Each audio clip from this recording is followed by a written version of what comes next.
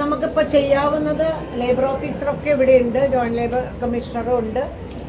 നിങ്ങളുടെ അറ്റൻഡൻസ് ഇപ്പോൾ എടുക്കും. നിങ്ങൾ ഇവിടെ വന്നിരിക്കുന്നവരുടെ പേരും ഫോൺ നമ്പറും സിഗ്നേച്ചറും കൂടെ ഇപ്പോൾ എടുത്തിട്ട് നിങ്ങളുടെ അറ്റൻഡൻസ് എടുക്കും. എന്നിട്ട് നിങ്ങളിന്ന് പോയിക്കോളൂ.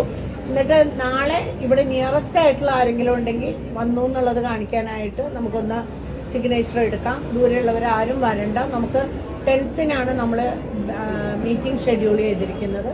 അപ്പോൾ 10th മീറ്റിങ്ങിന് എന്താ സംഭവിക്കുന്നത് എന്നുള്ളത് നോക്കിയിട്ട് മിനിസ്റ്റർ വളരെ ഇത് പോസിറ്റീവായിട്ടാണ് എടുത്തിരിക്കുന്നത്. മാത്രമല്ല ഈ 10th മീറ്റിംഗ് എങ്ങനെയെങ്കിലും നമുക്ക് നന്നായിട്ട് പര്യവസാനിപ്പിച്ചില്ലെങ്കിൽ കേന്ദ്ര ലേബർ മിനിസ്റ്ററെ കാണാനായിട്ടുള്ള അപ്പോയിൻമെൻ്റ് ഒക്കെ എടുത്തു വെച്ചിട്ടുണ്ട്. അതുകൊണ്ട് വളരെ പോസിറ്റീവായിട്ടാണ് ഗവൺമെൻറ് പോയിക്കൊണ്ടിരിക്കുന്നത്. അതുകൊണ്ട് നിങ്ങൾ തൽക്കാലം സഹകരിക്കുക. ഇപ്പം എനിക്കറിയാം നിങ്ങൾക്ക് ഒരുപാട് ബുദ്ധിമുട്ടുണ്ട്, വീട്ടിൽ പോയിരിക്കുക എന്ന് പറയുന്നത് അതൊക്കെ പ്രയാസമാണ്. എന്നാലും നമുക്ക് 10th വരെ ഇപ്പോൾ ഇതിൻ്റെ ഒരു മീറ്റിംഗ് നടക്കണ വരെ നമുക്ക് വെയിറ്റ് ചെയ്യാം.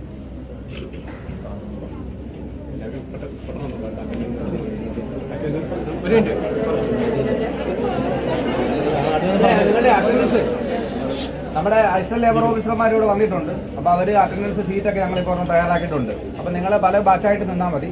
സീരിയൽ നമ്പർ ഇടണ്ട, അല്ലാതെ അറ്റൻഡൻസ് നമ്മളെല്ലാം നിങ്ങൾ രേഖപ്പെടുത്തുക. നിങ്ങളുടെ പേര്, ഡെസിഗ്നേഷൻ സൈൻ ചെയ്താൽ മതി. ഫോൺ നമ്പറും കൂടെ ഒന്ന് മാർക്ക് ചെയ്താൽ മതി. ചെയ്യാം. നിങ്ങളിവിടെ ഹാജരായാൽ നിങ്ങൾക്ക് ജോലി തരിക എന്നുള്ളത് നിങ്ങളുടെ തൊഴിലുടമയുടെ നിയമപരമായ ബാധ്യതയാണ്. അപ്പോൾ അതവർ നിർവഹിക്കുന്നില്ല. നിങ്ങളുടെ ജോലിക്ക് വന്നതായിട്ട് തന്നെ നമ്മൾ കരുതുന്നതാണ്. തൊഴിലാളികൾ നേരിട്ട് ഇന്നവരുടെ എല്ലാം അറ്റൻഡൻസ് നമ്മൾ രേഖപ്പെടുത്തുക.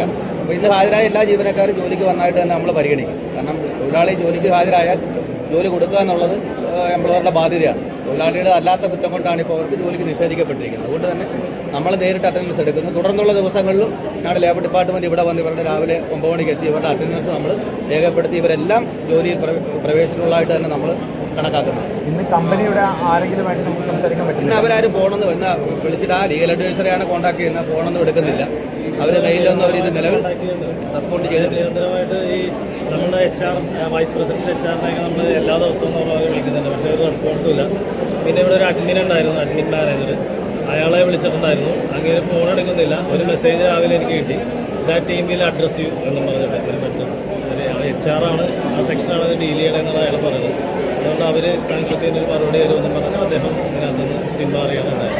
വെള്ളിയാഴ്ചത്തെ ചർച്ചയിൽ അവർ പങ്കെടുക്കുന്ന അറിയിച്ചിട്ടുണ്ടോ?